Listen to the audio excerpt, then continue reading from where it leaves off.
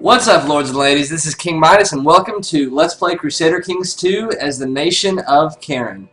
So to begin, we're going to kind of do some different things and some new strategies that you're probably not used to while playing Crusader Kings 2, and some things that are probably going to seem pretty odd, but I think that they could work. We're going to have to play this very delicately, and to begin, I want to kind of show you the world that we have around us and why this game is so hard while playing as Karen. So whenever we go and we look at a religious map view, we were able to see that Zoroastrianism is only prominent right here. It's got a little bit of leanings inside of the other nations, but for the most part, we are surrounded by people of different faiths who are far stronger than we are. And a lot of times, whenever you declare war against someone of a different religion, then other people are able to piggyback and jump into that war against you. So if we went to war against a Muslim nation, then the Islamic people, who they're friends with, they could say, hey, come help us out. And then all of them would jump into war against us, and our army is nowhere near strong enough to be able to compare, or to be able to fight against that. So we're going to have to do things that are a little bit odd, a little bit different, but hopefully we can go and bring back our nation and eventually form a strong empire. I really like the idea of showing you how to go from something really small that's kind of in a rougher situation and end up creating something really good out of it. So to begin, let's go ahead and take a look at our leader's stats. These are randomly generated, by the way. So if you ever get inside of a game and you just feel like these are terrible and I don't know if I want to go through that challenge, you can reload it. But we have 5 in diplomacy, we have 14 in martial, which is good for war, 5 in stewardship, 3 intrigue, and 3 learning. I like the stewardship because I feel like this leader usually starts off with it being just terrible. Absolutely terrible. I was playing as a Norse and I looked at him inside of a games and he had 0 in the last random number generated event. And I was playing a game as one of the Spanish nations, and then this guy had a 2. So the fact that it's 5 might be actually high for his random number generation. We have 14 martial, so we'll be able to go to war. Intrigue is low, which is not very good. Learning is low, which is not very good. But let's go ahead and look at something that's going to add something into our equation, and that is our beautiful sister. So she is 6'4", 5'12", and the reason I say this is going to add something is because whenever you play as a Zoroastrian, you are able to marry your sister, and you get bonuses for that. So we're going to set our leader's aspiration as getting married, and we're going to talk with our sister, arrange a marriage, family love. See, House Karen, since Farah is Bandad's half-sister, it would be a sacred Zwidoda union, pleasing to vassal Zoroastrians. So we'll go ahead and make that offer. It said, like Azura Mazda and Sputtermod at the time of creation, Satrap Vandan I and his half-sister Farah have gotten married under the blessed auspices of Zwidoda, ensuring fulfillment and order. We can collect a royal aid duty to pay for the ceremonies.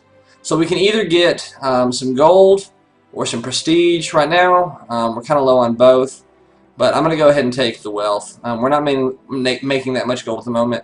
4.03, so this will be roughly 6 months worth of gold, a little bit less. We're getting even less prestige, and prestige does help with people's opinions, but I've got some plans that are going to help prestige kind of bump up pretty quick. So I want to go ahead and get the gold. And then let's lay out our council members.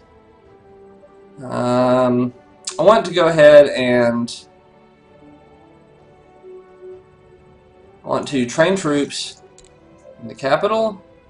I want to research cultural texts since there's no one to convert.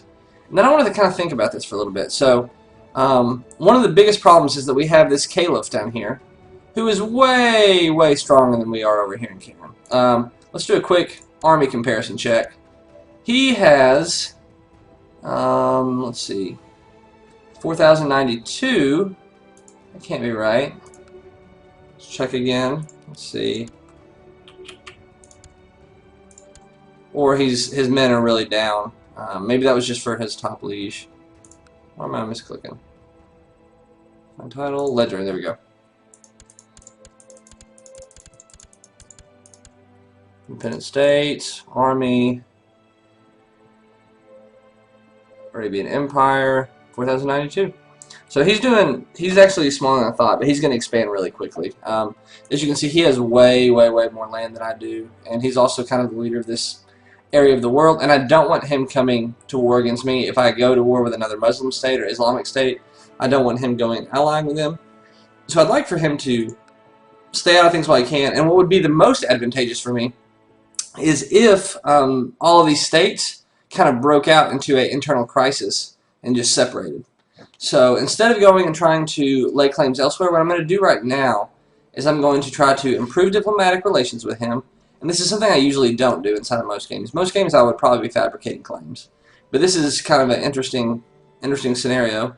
And I also want to go ahead and spread terrible rumors inside of his state and hope that we can kind of mess things up. So I'm going to build a spy network there as well. Hopefully we won't get discovered, but we'll see. And next I'm going to do something pretty crazy.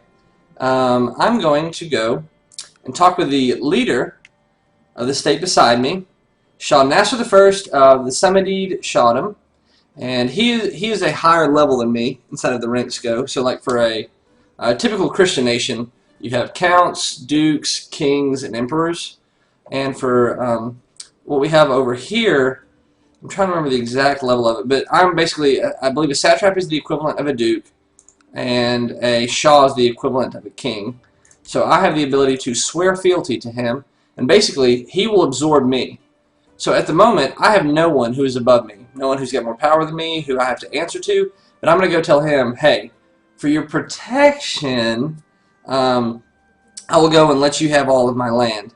The thing is, I have a few crazy ideas for what I'm going to do. Actually, I am under his wing, so to speak. So let's go ahead and swear fealty to him.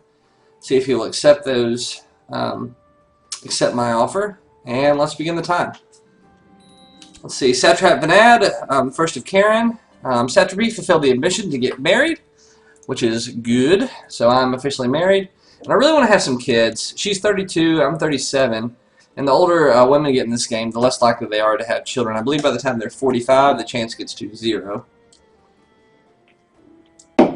So, I don't know if I want to full-on encourage children before I go ahead and encourage something like stewardship. I think I'm going to encourage stewardship, and then I will encourage have a son directly after. But hopefully things will, hopefully they'll still have a son even without me encouraging it. So now we're going to wait again. I'm going to click the time up to see if they'll accept our offer. To the glorious satrap the first, Vandad the first. To the glorious satrap Vandad the first, your wisdom and mercy are legendary. I accept you as my vassal. Henceforth, you will enjoy my protection as your liege lord. Awesome. So now we can begin our dastardly plans. We're going to join a faction, and here's the reason why I joined. So if I were to declare wars, I wouldn't have had as good of options against this guy. But what I can do is kind of weasel my way into his kingdom, and then after I'm inside, so Karen is gone, and now we just have Samandid. What I'm going to do is say, hey, presently inside of Samandid, we have this guy's family is the only one who's got the ability to inherit from him.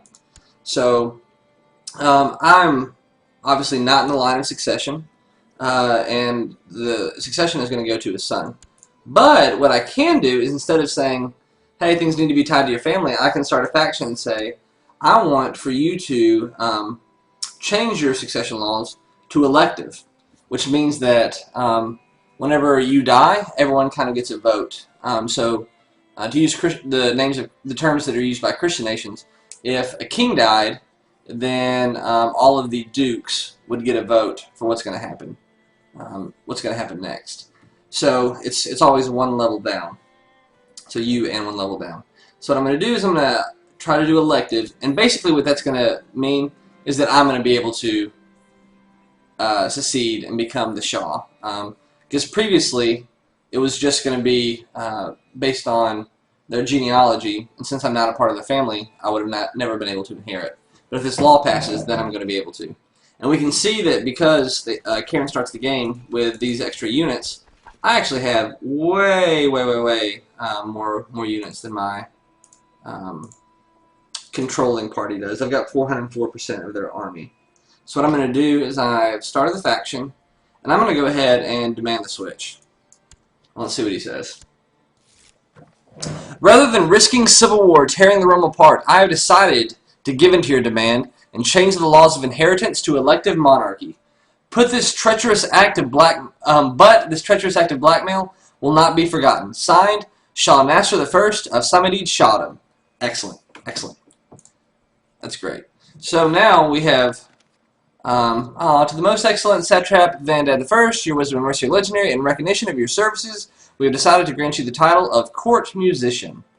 How generous. What we're going to do, though, is, as lovely as being a court musician is, I get to play wonderful instruments and entertain lots of people, I think I would prefer to be Shah.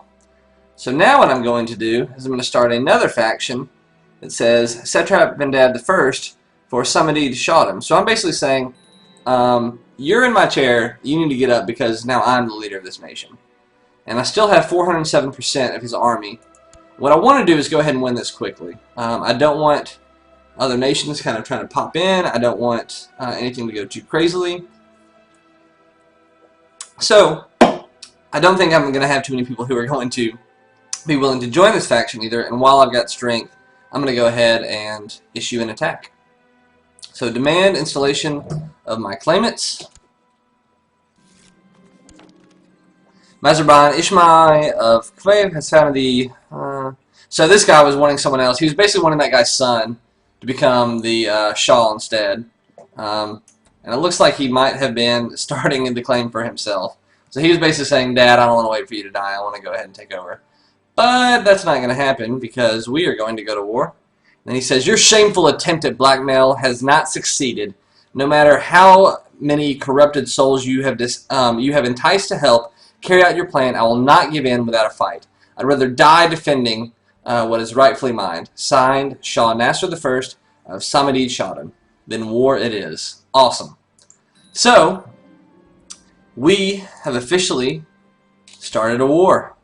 We've got all our armies. They're trying to unify themselves, get together. And I think that this will be a good place to go ahead and stop this video. Whenever we start it up next time, we're going to actually go and try to launch an attack, launch an invasion, and see where we go. Thank you all very much for watching. I really appreciate it. Please like, subscribe, leave a comment, and I'll get back to you. Thanks again. Bye-bye.